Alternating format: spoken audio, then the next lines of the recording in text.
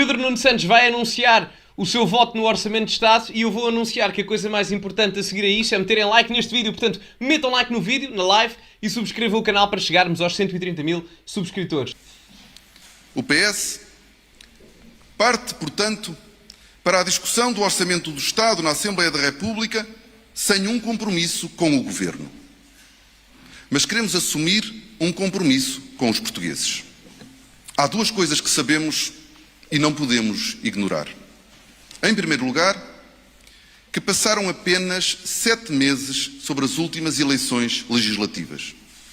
Em segundo lugar, um eventual chumbo do orçamento poderia conduzir o país e os portugueses para as terceiras eleições legislativas em menos de 3 anos, sem que se perspective que delas resultasse uma maioria estável.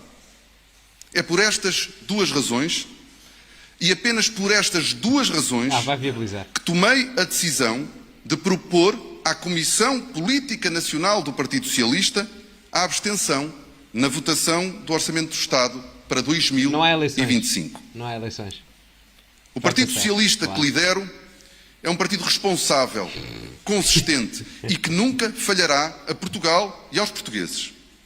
O PS dedicará o próximo ano, no âmbito de novos Estados Gerais, a ouvir os portugueses e a construir com eles um programa de progresso económico e social para Portugal. Será uma oportunidade de abertura do partido, reflexão e renovação programática, mas também de renovação de pessoas. Estaremos também muito focados nas próximas eleições autárquicas, momento alto do poder local, onde o PS é a maior força partidária e onde quer continuar a ser o farol do progresso. Concluo reafirmando o nosso compromisso com os portugueses e com a construção de um projeto de progresso e de futuro para Portugal. Muito obrigado. E disponível para as questões. Vamos às perguntas.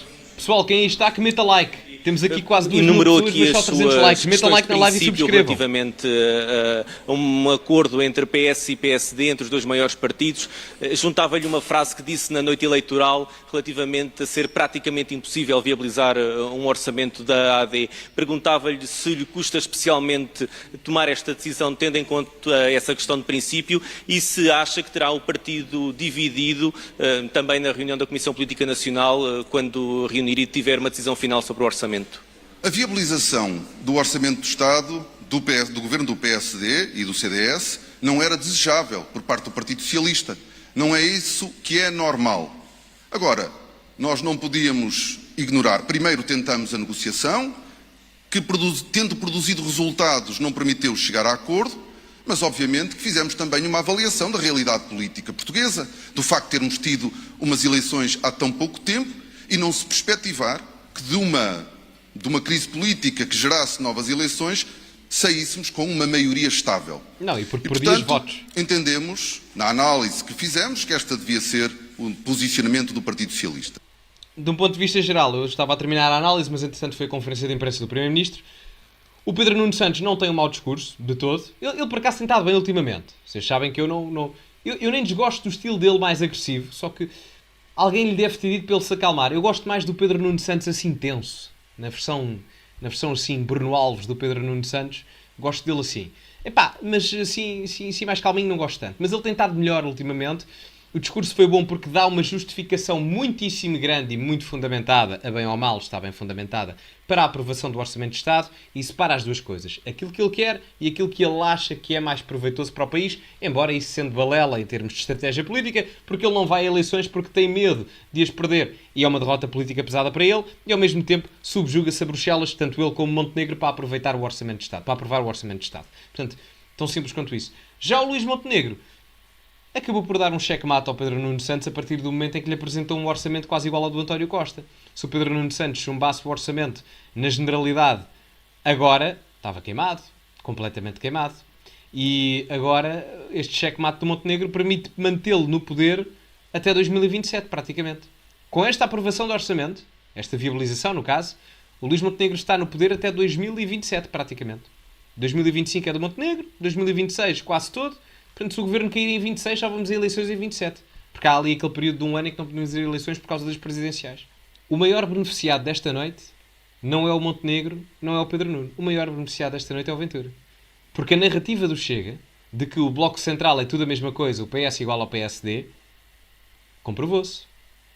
Porque o Pedro Nuno Santos, por muito voltas que dê a dizer nós somos o partido da oposição e não estamos aqui para fazer quase como um segundo partido de governo e isso não é saudável para a democracia, etc. Por mais que ele diga isso, o que ele fez foi no sentido das palavras daquilo que ele disse que não ia fazer. Mas no final fez. Que foi permitir a governabilidade e a manutenção do poder do PSD. Portanto, a narrativa do Chega, hoje, foi comprovada pelo PS e pelo PSD. Quer dizer, hoje mais pelo PS, não é? Porque o PSD não ia votar contra o próprio orçamento. Portanto, no caso, hoje, o grande vencedor é o Chega, maioritariamente. A IEL também ganha com isto, mas o Chega num nível superior, a meu ver.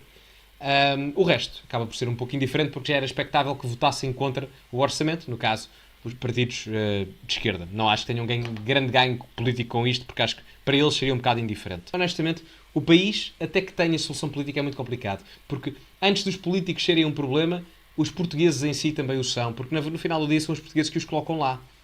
E reparem, 60% do Parlamento ainda é PS e PSD. E é PS e PSD que permitem a aprovação de um Orçamento de Estado que não é competitivo a nível fiscal para a atração de empresas, é um Orçamento de Estado que não permite a competitividade fiscal a nível do IRC. Eu, por exemplo, sou um investidor direto estrangeiro. Vou investir na União Europeia. Vou investir aonde? Na República da Irlanda, em que o IRC é 11%, ou em Portugal, que é 21%. Por que razão é que investem em Portugal? Porque faz mais sol aqui? Acham que esse é o pensamento do empreendedor? A nível de IRS, temos 9 taxas de IRS. Por amor de Deus.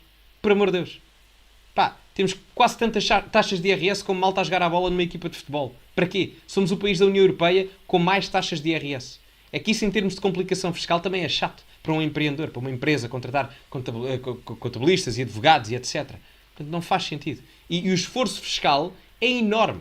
Portanto, isto não vai mudar. Porque dependemos dos portugueses para a mudança e os portugueses são dos povos mais conformistas que existem. É aquela velha máxima. O ser humano muda muito pouco. E o português muda muito menos. Acho que o standard e o status quo do poder em Portugal é fraco. Portugal é um país que tem elites fracas e os países não se desenvolvem sem elites boas. Nós temos massas boas, temos uma massa trabalhadora boa. Isso é bom. Até porque nós temos boa fama de sermos trabalhadores lá fora e com qualidade em termos da mão de obra que foi lá fora enquanto imigrante. Mas temos elites fracas. A nossa classe política é fraca, a nossa classe empreendedora não é a melhor da Europa, muito pelo contrário, é muito limitada. A nossa classe cultural também poderia dar muito mais. Portanto, as nossas elites em si são pouco competitivas. Nós temos pouca gente a se ingrar ao mais alto nível. Se quiseres colocar isto de uma forma mais simples, há poucos Ronaldos nas elites portuguesas. E, portanto, enquanto isso não for mudado, enquanto nós não conseguirmos dar o one step forward, as coisas não vão mudar. Pelo menos no curto prazo e no médio prazo. No entanto, eu acho que pode haver uma solução a longo prazo, até porque as populações mais jovens votam mais à direita, não é? O PSD teve 26%, o Chega teve 26%, ou 24%, alguma coisa assim do género, e isso pode efetivamente causar alguma mudança civilizacional em Portugal. Mas o principal problema não está nos partidos, o principal problema está nas pessoas, porque são as pessoas que fazem os países e os partidos consequentemente, não é?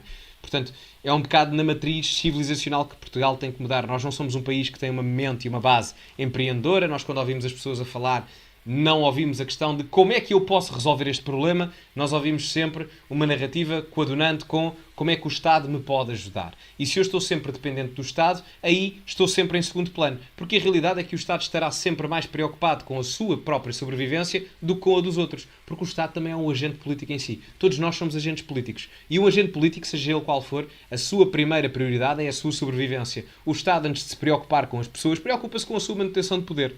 A realidade é essa. E as pessoas ainda não perceberam isso, pelo menos em Portugal, porque há uma dependência, até na bondade do Estado, que não existe e não tem, em resolver os seus problemas. O Estado não existe para nos resolver os problemas, o Estado existe como um mal necessário para permitir que eu tenha as maiores facilidades para eu resolver os problemas à minha própria maneira.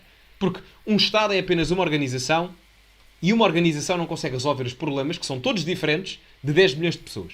Não consegue. É humanamente impossível. E enquanto não mudarmos este mindset em Portugal, isto não vai mudar. E tenho pena que até na própria direita, até nos novos partidos de direita, esta mentalidade matarruana, desculpem lá caracterizá-la assim, ainda exista. Na dependência do Estado, e o Estado isto, e o Estado aquilo. O Estado pode existir, mas o Estado tem que existir como segundo recurso. A primeira prioridade é a criação de riqueza em toda a área geográfica nacional, através do privado. Se isso não for possível, aí o Estado intervém. É uma questão apenas de necessidade, não de prioridade. O Estado é apenas uma necessidade de urgência, não uma questão de prioridade principal. E isso não muda em Portugal. Pelo menos agora. Temos que deixar de ser tão estatizantes.